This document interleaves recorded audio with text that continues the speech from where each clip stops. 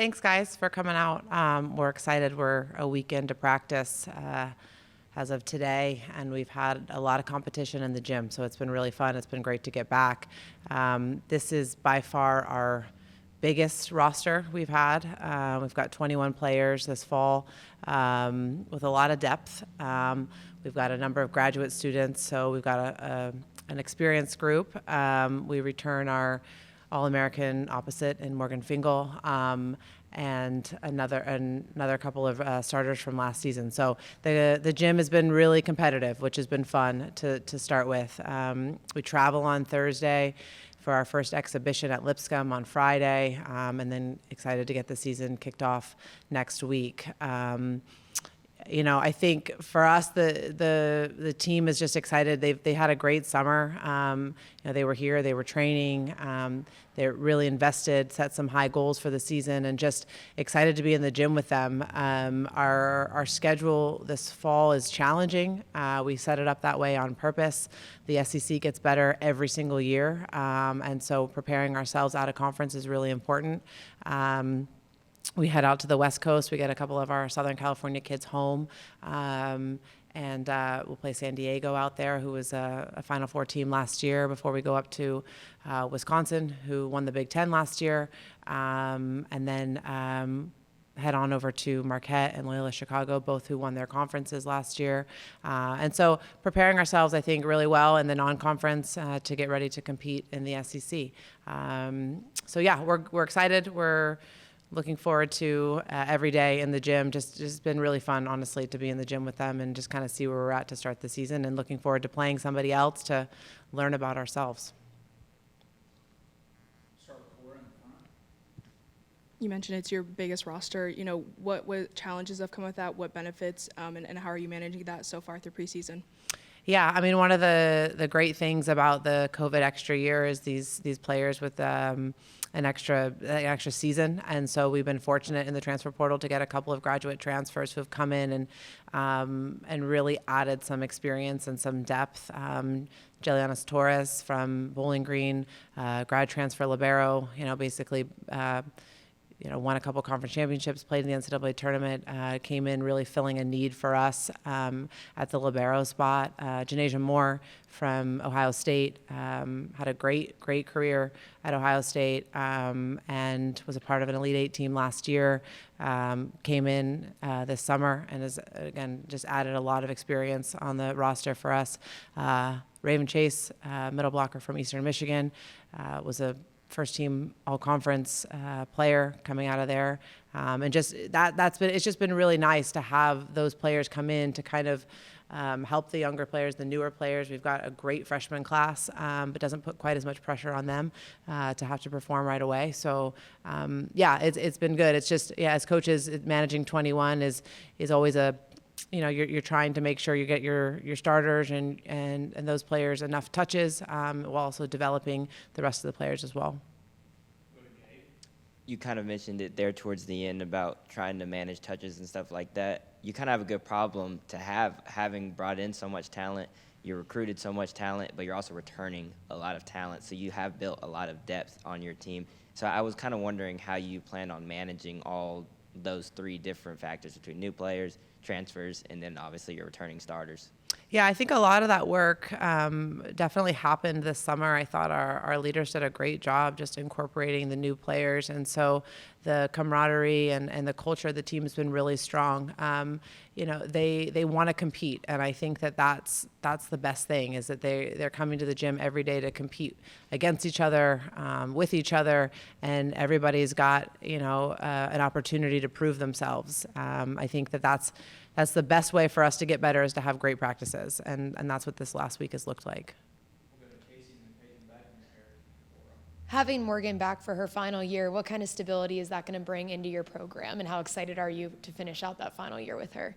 Yeah, I mean, Morgan has just been such a fun player to coach and watch her journey and watch her career. I think, she's such a stable player, and she's really developed as a leader, which has been the really cool thing to watch with her. And she's the vocal leadership that's come along with her ability to play at such a high level. But I think, just her her demeanor on the court, her stability, the fact that we can count on her day after day. You know, our redshirt freshman setter who doesn't have any match experience yet, I think she's going to help her quite a bit. Our redshirt freshman being Caroline Kerr, you know, to have somebody behind her that she knows she can give the ball to, who's got experience, I think takes a little bit of pressure off of her, and just really makes everybody play better. And I think what Morgan's excited about is just the amount of help she's going to have this season with some of the other players we brought in as well, and the development of some of our other players. So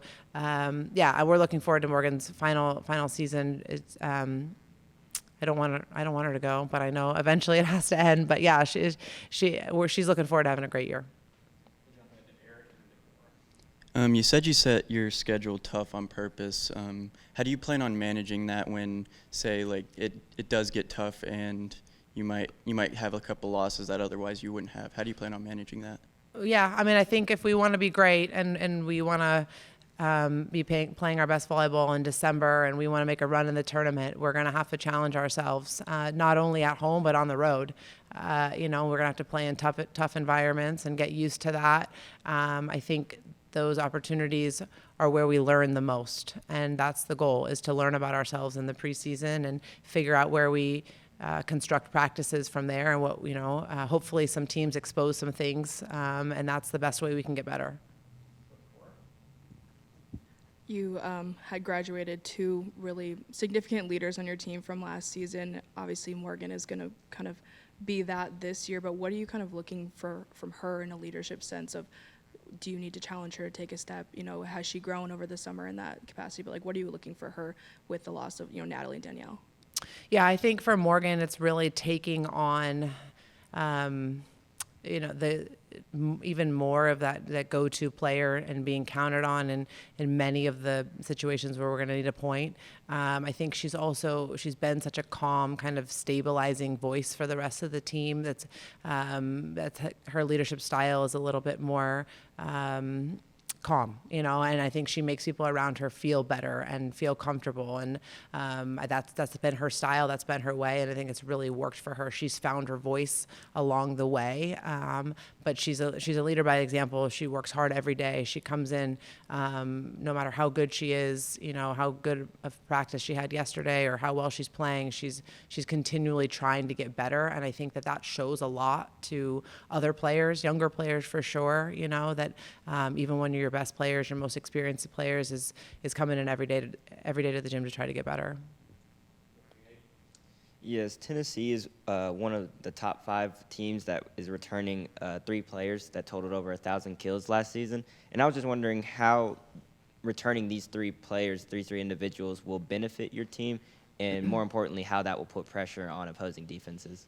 Yeah, that was a cool stat that I didn't even know. So I'm excited about it. I think, you know, you got to win on the pins at the highest level. You got to have options at the opposite position and the outside hitter position. And I think the fact that we've got 3 who have a ton of experience, high level experience, obviously returning Erica Lovett from last season, who had a great year. She's got kind of that year under her belt, was her first year in our program. And so, you know, she does a lot for us, and returning her, she's playing great. Bringing in Janasia, who's you know, been basically a 4-year starter at another program. Just that experience will be great for us, and definitely put a lot of pressure on other opponents. Just the ability to spread the ball, keep the court long, keep the net long, have multiple options in the front row and the back row. I anticipate us being a tough team to defend. You've got some options at setter, but, you know, who's kind of emerging as the person to replace Natalie, and what kind of balance do you have among your setters that you like? Yeah, it's great. We've got 3 setters competing right now for a spot. You know, Kylie Robinson has been here. She's a graduate transfer as well in her final season of college. A lot of game experience. You know, Lauren Woodford came to us from Syracuse. She's got 2 years of eligibility left. She was a starter at Syracuse as well.